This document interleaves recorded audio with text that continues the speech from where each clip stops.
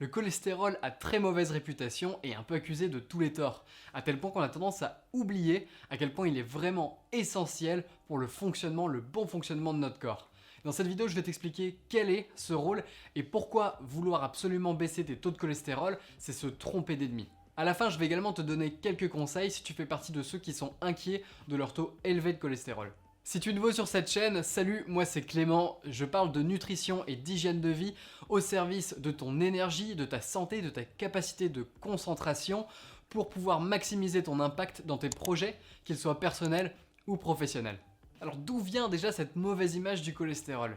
Ça vient du début du XXe siècle où il y a un raccourci qui a été fait. En fait, on s'est rendu compte que des sujets qui avaient des lésions artérielles, on se rendait compte que dans ces lésions artérielles, on retrouvait quelques substances différentes, dont le cholestérol.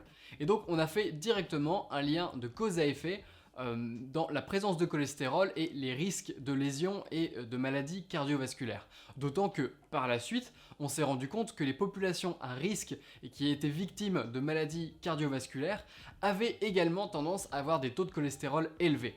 Donc forcément, le lien de cause-effet a été fait rapidement et on s'est retrouvé avec une très mauvaise image du cholestérol. On s'est mis à penser que forcément le cholestérol était la cause de ces maladies cardiovasculaires et de ces profils à risque cardiovasculaire. Et le problème, c'est que c'est un petit peu plus compliqué que ça. Tu vois, on ne peut pas forcément établir une relation de cause à effet lorsqu'il y a une corrélation. Si je dois te prendre un exemple, imagine des moulins. Eh bien, plus le vent est fort et rapide, plus le moulin va tourner rapidement. On est d'accord. Pour autant, est-ce que tu vas en déterminer le fait que les moulins sont la cause d'un vent rapide et que les moulins qui tournent rapidement sont la cause d'un vent fort et rapide? Bien sûr que non, parce qu'en plus, le moulin a été inventé par l'homme pour tirer profit justement de ce vent puissant. Là où le corps humain n'a pas été inventé par l'homme, et donc quand on a ces inconnus, c'est assez facile de se perdre et de confondre les corrélations et le rapport de cause à effet. Pour te montrer que le cholestérol est essentiel au fonctionnement de ton corps, tout simplement je vais revenir au fait qu'il est naturellement présent dans ton corps, il est produit en fait par ton foie. Et ton foie produit chaque jour entre 1000 et 1400 mg de cholestérol. Chaque jour. On est quand même bien loin des recommandations nutritionnelles de moins de 300 mg de consommation de cholestérol par jour. Donc ça va, t'es assez large, surtout qu'on s'est également rendu compte que plus tu consommais de cholestérol avec des sources externes, donc via ta nourriture, moins ton foie en produisait. Et en fait, il établissait lui-même la balance, l'équilibre, de manière à ce que tu n'aies jamais trop de cholestérol. Une expérience qui a montré ça a pris en fait un groupe de personnes, les a fait consommer 3 œufs par jour, sachant que les œufs, comme tu le sais, avec le jaune d'œuf, sont plutôt riches en cholestérol.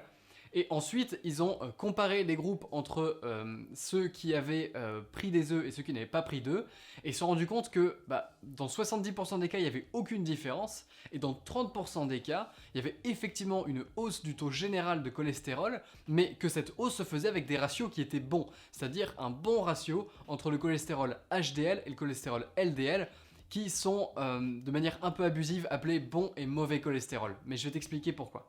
Aussi, on s'est rendu compte que le cholestérol avait un rôle dans tes performances sportives, ta synthèse musculaire et ta récupération. Une étude a été faite sur 2 groupes de sportifs pendant 12 semaines. Le premier groupe devait se limiter à moins de 3,5 mg de cholestérol par kilo de poids de corps.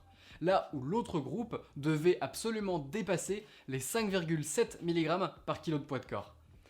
Ils ont suivi le même entraînement et on s'est rendu compte que le groupe qui était à moins de 3,5 mg de cholestérol par kilo de poids de corps avait eu aucun gain musculaire et un gain de force d'environ 35-36% suite à l'entraînement.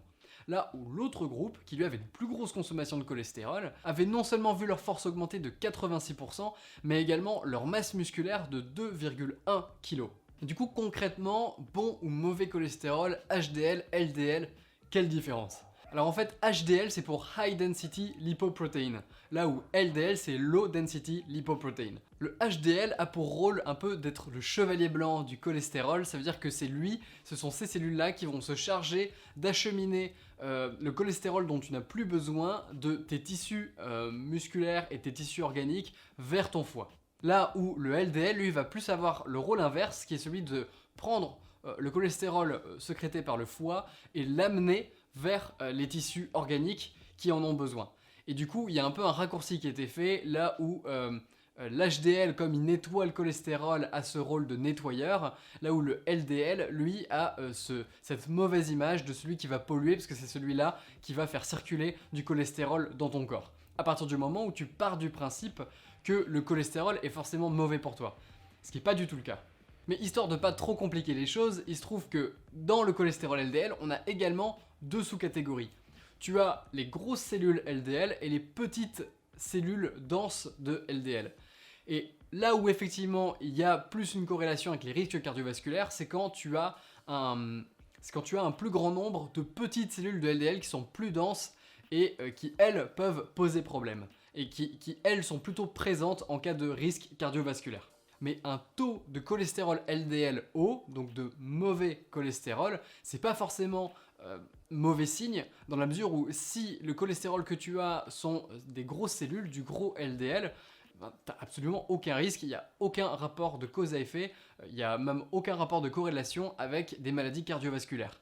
Et c'est un détail qui est particulièrement important, qui est beaucoup trop souvent oublié dans les tests médicaux quand on veut tester le cholestérol de quelqu'un. Et il se trouve que le cholestérol est utilisé par ton corps pour réparer les lésions inflammatoires, les lésions dues à l'inflammation de ton corps. Et donc ça a du sens, plus tu as d'inflammation dans ton corps, plus tu vas avoir de lésions articulaires et plus tu vas être soumis à des risques de maladies cardiovasculaires. Et également, plus tu vas avoir de cholestérol, parce que dans cette situation-là, ton corps utilise le cholestérol et a besoin du cholestérol pour adresser ses problèmes d'inflammation. Et donc le cholestérol est une conséquence de l'inflammation et pas une cause. Donc c'est une conséquence des risques de maladies cardiovasculaires et pas une cause. Et c'est vraiment important de faire la différence. Accuser le cholestérol d'être responsable de risques de maladies cardiovasculaires, c'est un peu comme dire que les pansements que tu as chez toi, la grande quantité de pansements que tu as chez toi, sont responsables du nombre de blessures que tu as. Alors que c'est l'inverse. Encore une fois, les moulins ne sont pas responsables de la vitesse du vent. Et le souci, c'est que les médecins ne sont pas forcément formés à ça, c'est pas vraiment de leur faute. La plupart des médecins aujourd'hui ont eu une formation de médecine pendant une période où on avait encore beaucoup cette croyance autour du cholestérol et cette idée reçue autour du cholestérol, là où beaucoup d'études ont montré ensuite que ça se vérifiait pas vraiment, et même plutôt l'inverse. Cela dit, encore une fois, une grosse présence de cholestérol dans ton corps, ça peut être la conséquence, comme je t'ai dit, d'inflammation. Et où ce que tu veux mesurer, si jamais tu as beaucoup de cholestérol et que tu t'inquiètes du cholestérol, ce que tu veux mesurer, c'est l'inflammation dans ton corps. Et comment aussi limiter cette inflammation. Et c'est ce qu'on va voir maintenant. Si tu fais partie de cette population-là, déjà fais davantage de tests où tu vas mesurer notamment la protéine C-réactive. La protéine C-réactive, ou CRP, c'est un marqueur d'inflammation dans ton corps. Et tu peux le savoir simplement avec une prise de sang. Ce que tu cherches à avoir, c'est moins de 5 mg par litre de sang de protéines C-réactives.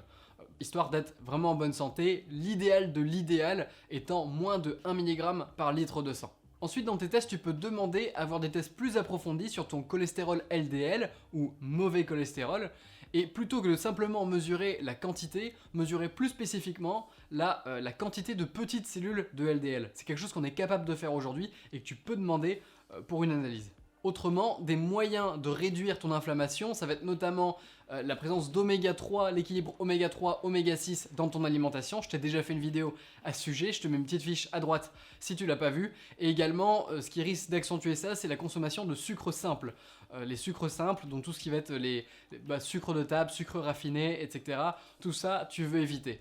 Je te prépare une vidéo que tu vas voir demain sur exactement quoi faire pour réduire l'inflammation dans ton corps si jamais tu fais partie de cette population qui a des gros taux de cholestérol qui sont eux dus à une grosse inflammation dans ton corps. Tu veux également éviter les huiles toxiques. Là aussi, je t'ai fait une vidéo dédiée sur les 9 huiles que tu veux absolument éviter d'avoir dans ton alimentation de tous les jours. Je te déconseille de prendre des médicaments anti-cholestérol qui ont très mauvaise réputation si tu creuses un peu, qui peuvent faciliter notamment l'apparition du diabète, qui peut avoir vraiment des mauvaises conséquences à long terme, et ça a du sens.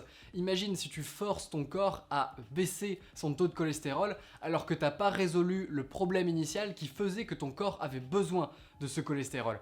Tant que tu répares pas la cause, qui est l'inflammation, tu peux pas Tu peux pas, c'est comme si tu limitais la quantité de pansements disponibles en pharmacie pour limiter le nombre de blessures dans ta population.